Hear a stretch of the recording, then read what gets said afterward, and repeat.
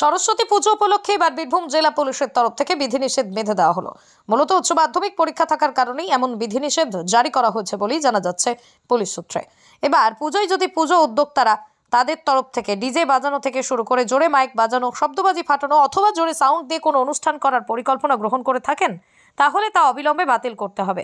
কেননা জেলা পুলিশের তরফ থেকে যে সকল নিয়ম বেঁধে দেওয়া হয়েছে তাতেই পুজোয় এসব কাজ করা যাবে না। ইতিমধ্যেই পুজো উদ্যোক্তাদের এই সকল বিধিনিষেধ সম্পর্কে জ্ঞাত করার জন্যই দুবরাজপুর পুলিশের তরফ থেকে একটি শান্তি কমিটির বৈঠক করা হয়। এই প্রথম সরস্বতী পুজো নিয়ে শান্তি কমিটির বৈঠক হলো দুবরাজপুরে, যেখানে উপস্থিত থেকে ডিএসপি প্রতীক রায়, দুবরাজপুরের সিআই মাধবচন্দ্র মণ্ডল, দুবরাজপুরের ওসি সিদ্ধার্থ শঙ্কর মণ্ডল সহ অন্যান্য উচ্চ মাধ্যমিক পরীক্ষার কথা মাথায় রেখে এই সকল বিধিনিষেধ সম্পর্কে তুলে ধরেন। 16 আপনাদের ক্লাস 12 এর एग्जाम বোর্ড एग्जाम আবার স্টার্ট হয়ে যাচ্ছে।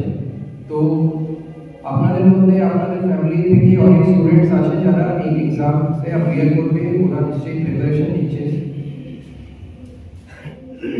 যখন আমরা পুজো করবো বা যদি কিছু ছোট অনুষ্ঠান করি বা আমরা কোনো স্পিকার ব্যবহার করি গানের জন্য, আপনারা নিজে থেকে ইনিশিয়েটিভ নেবেন যে কোনো ধরনের ওদের প্রিপারেশন হ্যাম্পার না হয়।